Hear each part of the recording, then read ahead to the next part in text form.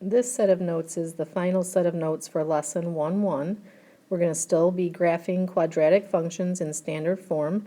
Please make sure you have a pencil while you're doing this set of notes. Our objectives for this lesson and this video is that you can graph a quadratic equation by hand or using a graphing calculator, and we want to talk about when you might use either of those methods. And also you should be able to analyze, interpret, graph quadratic models to solve real-world problems. So we're going to take a look at a couple of problems that will be set up for actual situations in our lives. So the thing that we're going to be taking a look at is the fact that we've been graphing this type of equation, which is a quadratic. We've been using 3 different methods, okay? So we're going to take a look at what the differences are and when we might use each of the methods that we've been using. So the first one we want to look at is when would we actually be graphing by hand, okay? So what's the best situation that you would be graphing by hand? By just making a table of values. So this is what we mean by graphing by hand. We're going to make a table of values. We're going to choose some x points. Let's just say -1, 0, and 1. Not that you're going to pick those for sure, but there's just, you get to choose. When would you use that type? Well, it would be when you have examples of equations like this, where there's no b and there's no c, okay? So anytime we have a quadratic where one of the b or c terms is kind of missing is a time when we could use the graphing by hand method.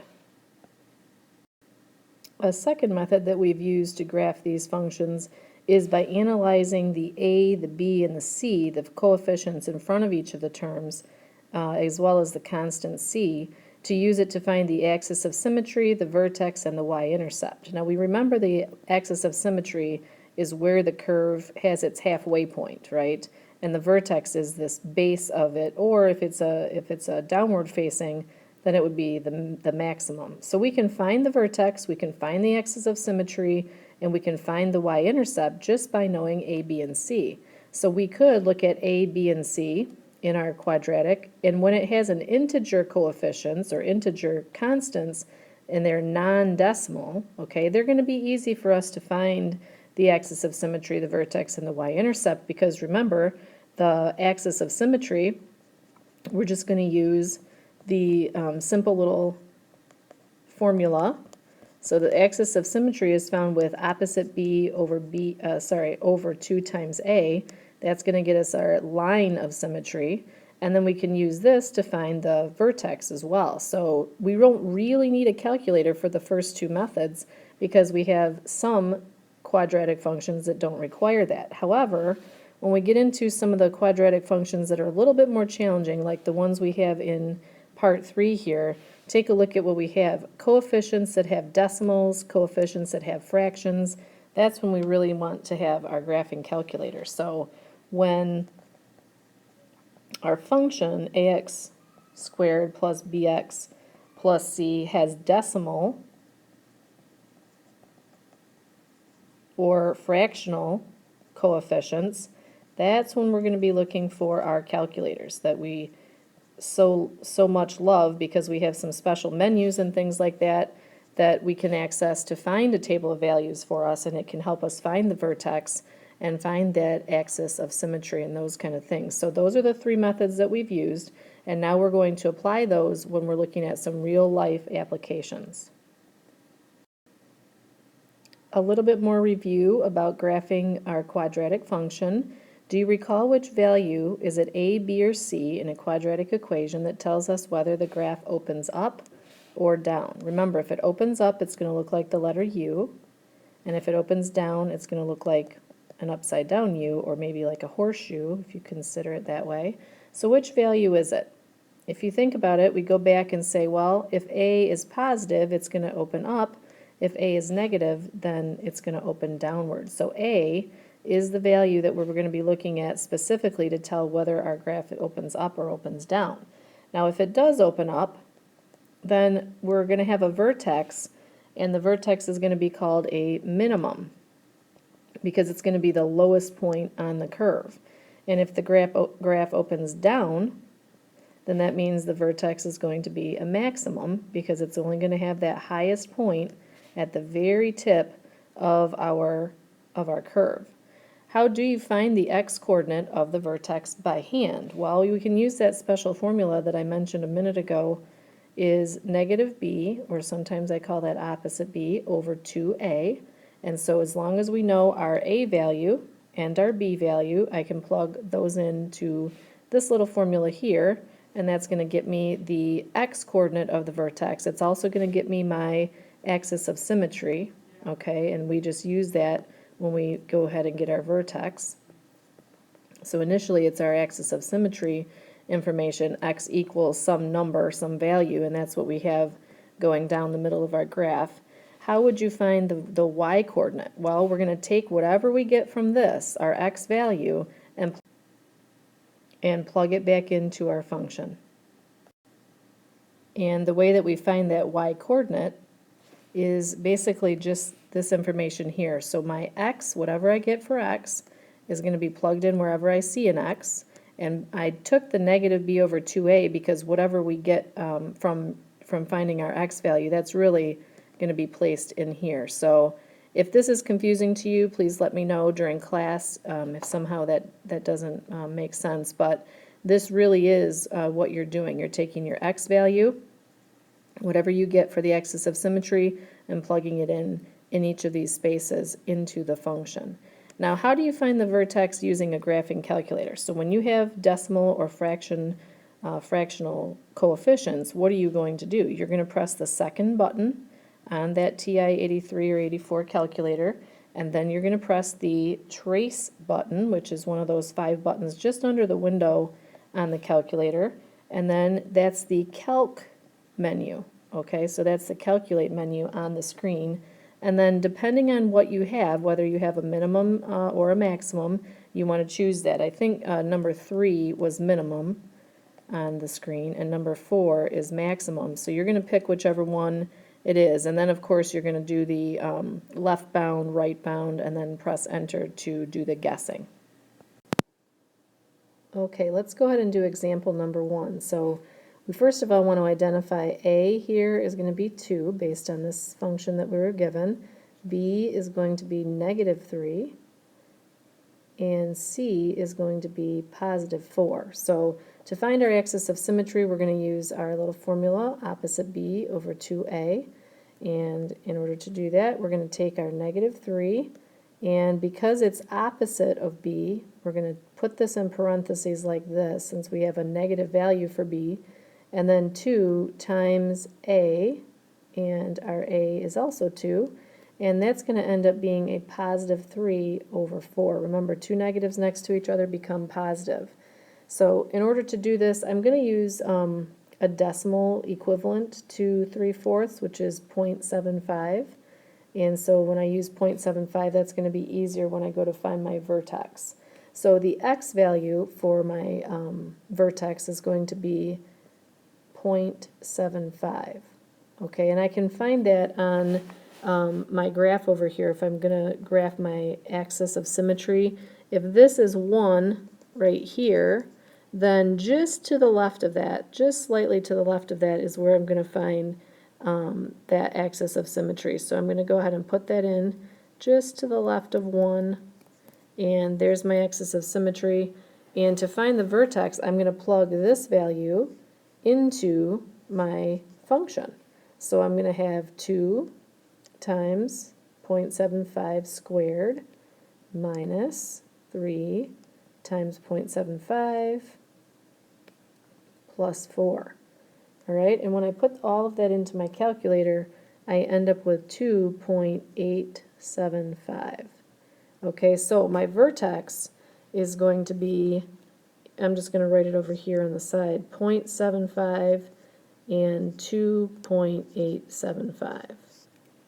Okay, so I can go to that spot on my graph, and again, here's 3 right here, positive 3. So it's going to be just below that. It's kind of hard to see, especially since I'm doing this on my iPad, but there's my point. It's not exactly 1,3, but it's pretty close to 1,3. Okay, so that little red dot that I have there is my, well, this is going to be a minimum, isn't it? Because we have a positive A value, so our curve is going to be, you know, in this shape It's going to be a U, an upward shaping U. So now the y-intercept is something that I also need to put down here, and that's always just 0c. So in our case, it's going to be 0, and again, c here is 4.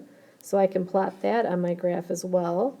0, 4 is where it's going to actually touch the y-axis. Okay, so now that purple dot is my place where I'm going to have another point on my parabola. And I can basically now just plug in some values. Let's just pick some. And once I pick them, I can put them into my function. And you can stop the video if you need to. I'm just going to go ahead and give you the y values rather than showing all my work here, but just to save time, really. So here's my plot, or set of points that I'm going to plot. And this one is not going to fit on the graph because, as you notice, it only goes up to positive 10. But I am going to plot these other points. So you should also practice plotting these points and making a smooth curve if you can.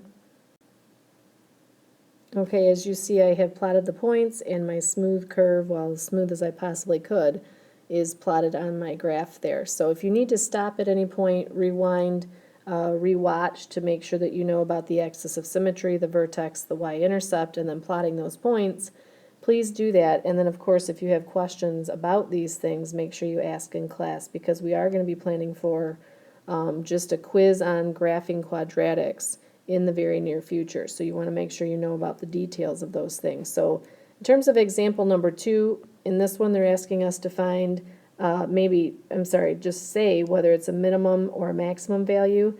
And then, of course, we want to find that value. So I want you to find the x and y, either the minimum or the maximum of each of these. So to take a look at part A here, it looks like our A is 2, our B is 8, and our C is 7.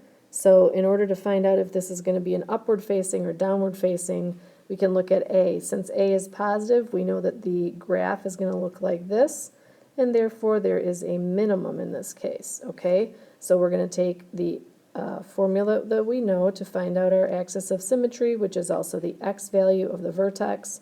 I'm going to take and put in 8, and it's a positive 8, but we have to put our negative sign in front. 2 times 2. And therefore we have negative 8 divided by 4, so x is negative 2.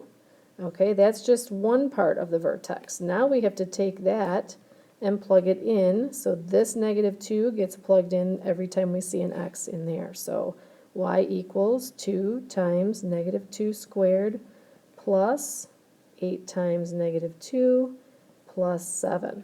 And if I use my calculator very carefully, I will see that y is negative 1. So the minimum value on the graph, if we were to graph this either by hand or with a calculator, the vertex is going to be negative 2, negative 1.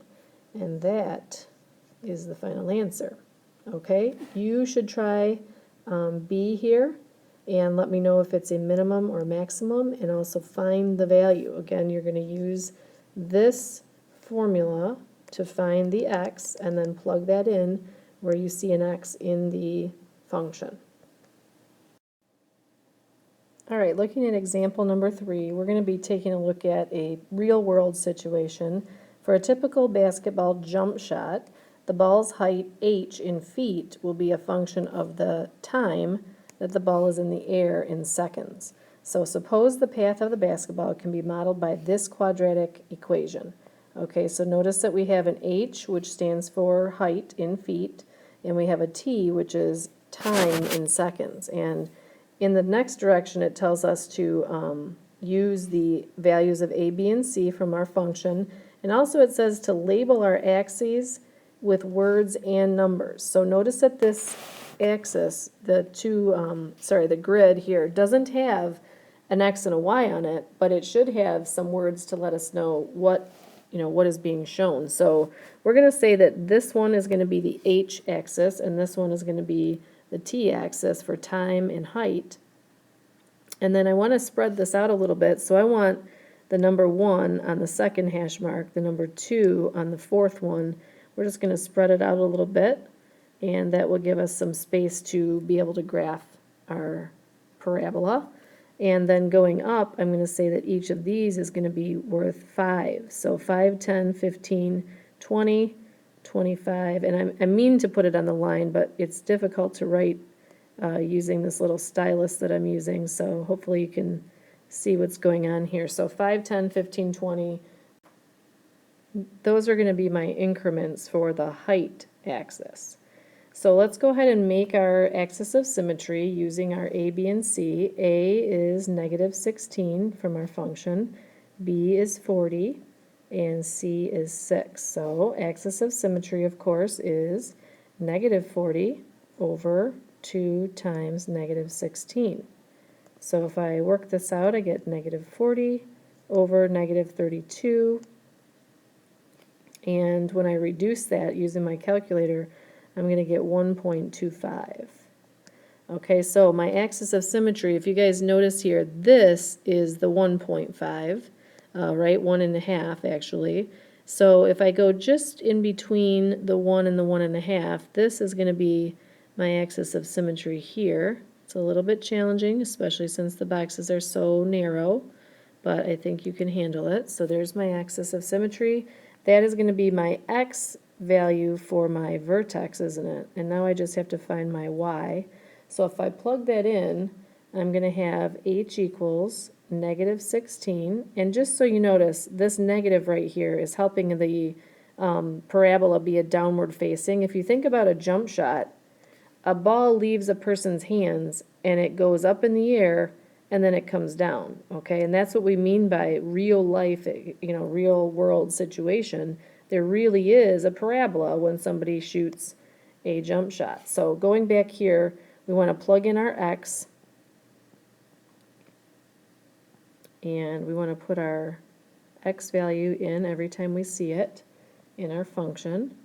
And once I get done crunching all these numbers down, h is actually going to equal 31, okay? So in terms of our vertex, remember we said h is the height, and that's going to be this, 31, and 1.25 is going to be the time. That's how long the ball was in the air until it went into the hoop. So our y-intercept, all right, our y-intercept is simply the 0 and c, okay, and c in this situation is 6, so 0, 6. We can already plot that on our graph. Just recall that the increments going up the h-axis here are by 5, so we're going to have to go 0, 6, which is kind of hard to show here. It's kind of taking up the whole space, but you get the idea. So 0, 6 is where our graph is going to, let's say, leave the person's hands, okay, and then we need to plot our vertex, which is at 31. If we go up to 31, that's about right here. I know it's not exact, but you can get the idea.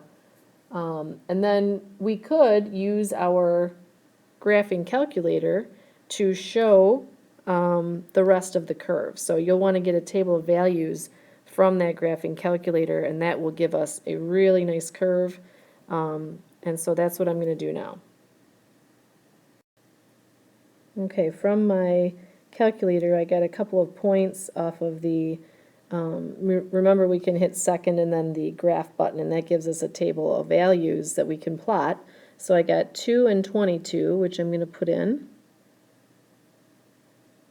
We really only need 3 points to graph a curve, but I did get this other point here, and that's going to be one that's very negative. So negative 5, 10, 15, 20, 25, 30. It's almost that 30, so maybe like right around here is this other point, 3.2, and then negative 29.84.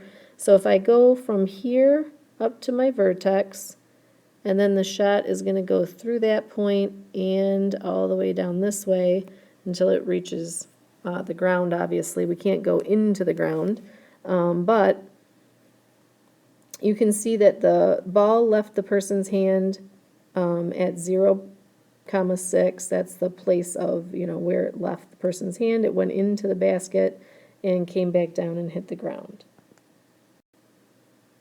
Okay, let's look at some follow-up questions. Part C here says, how high is the ball when it is released from the shooter's hands? Well, that's at the y-intercept, and the y-intercept was at 0.6. Okay, so the person was, let's say, 6 feet tall, because our height was in feet, so the person might not have been 6 feet tall, but the hands, or where the ball left the person's hands, was at 6 feet.